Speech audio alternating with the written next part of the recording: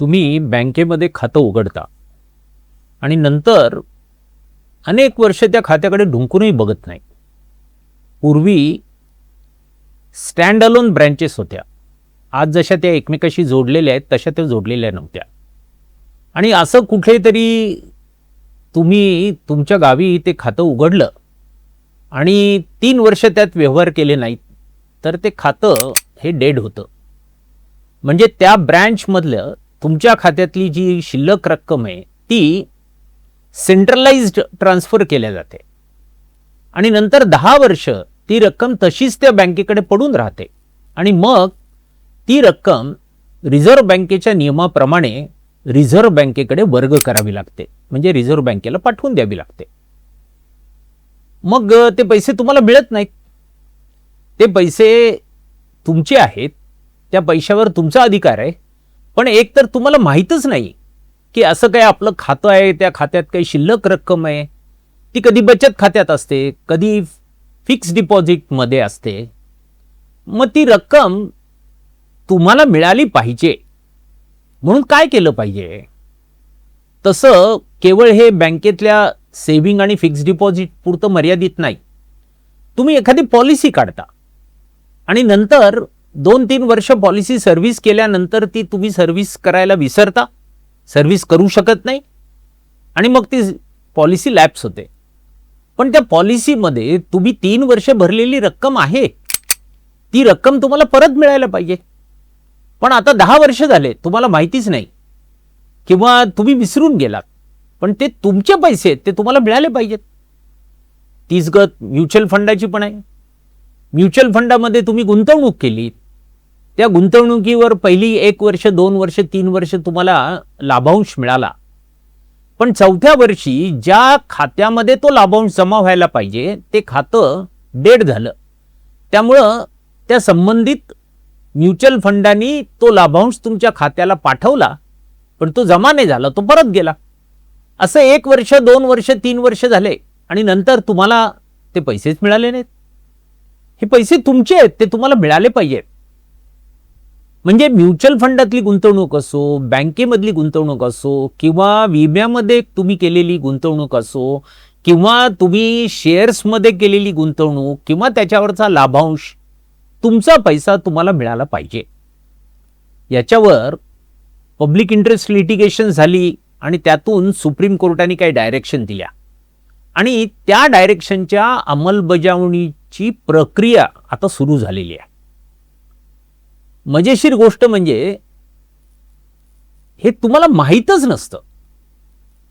त्यामुळं आम्ही तुम्हाला बँकिंग एज्युकेशन ट्रेनिंग रिसर्च अकादमीच्या वतीने असं आवाहन करतो की तुम्ही भारत सरकारने जे एक सुरू केलेलं पोर्टल आहे www.unclaimedassetsportal.in www.unclaimedassetsportal.in या वेबसाईटला व्हिजिट करा आणि मग ती वेबसाईट जर बँकेतले डिपॉझिट असतील तर त्या मार्गाने तुम्हाला घेऊन जाईल, शेअर्समधली गुंतवणूक असेल तर त्या मार्गाने घेऊन जाईल, म्युच्युअल फंडातली गुंतवणूक असेल तर त्या मार्गाने घेऊन जाईल आणि मग तिथे तुम्ही समजा बँकेच्या पोर्टलपर्यंत गेलात तर तिथून त्या इंडिव्हिज्युअल बँकेचं पोर्टल, मग त्या पोर्टलमध्ये जर तुम्ही तुमची काही माहिती भरली, उदाहरणार्थ तुम्ही जर तुमचा मोबाईल नंबर फीड केला, तुमच्या बँकेचं नाव फीड केलं, तुमच्या गावाचं नाव फीड केलं, तर तुम्हाला त्या गावामध्ये त्या बँकेमध्ये तुमचं जर असं कुठलं डेड अकाउंट की ज्यातले पैसे रिझर्व्ह बँकेकडे वर्ग केलेले आहेत हे तुम्हाला दिसेल. आणि मग तो जो तपशील आहे तो तपशील घेऊन जर तुम्ही त्या संबंधित बँकेच्या वेबसाईटला व्हिजिट केलीत आणि मग पॅन, आधार, नॉमिनेशन असेल तर नॉमिनेशन, ते नसेल तर जर तुम्ही विरासतीमध्ये ते खातं तुमचं असेल, म्हणजे तुमच्या वडिलांचं खातं आहे, तुम्ही सक्सेशन, वडिलांचं डेथ सर्टिफिकेट, ही जी आवश्यक कागदपत्र आहेत ती कागदपत्राची पूर्तता केली तर ती संबंधित बँक ते रेकॉर्ड रिझर्व्ह बँकेकडे पाठवते आणि रिझर्व्ह बँक तुमच्या खात्यामध्ये जमा असलेली जी रक्कम आहे ती रक्कम तुमच्या खात्यामध्ये जमा करते. तुम्हाला आश्चर्य वाटेल, केवळ बँकांमध्ये अशा खात्यामध्ये जमा असलेली रक्कम ही 1,00,000 कोटी रुपयांपेक्षा जास्त आहे. आणि अगदी उत्सुकतेचा भाग म्हणून तुमच्या आजूबाजूला जर तुमचे कोणी नातेवाईक असतील, मित्र असतील, तर त्यांची नावं देऊन हा प्रयोग करून बघा. तुम्हाला 5 लोकांची जर माहिती तुम्ही फीड केली तर त्यातल्या एका माणसाचं कुठलं तरी डेड अकाउंट तुम्हाला सापडेल की ज्यामध्ये काही हजार रुपये पडून आहेत.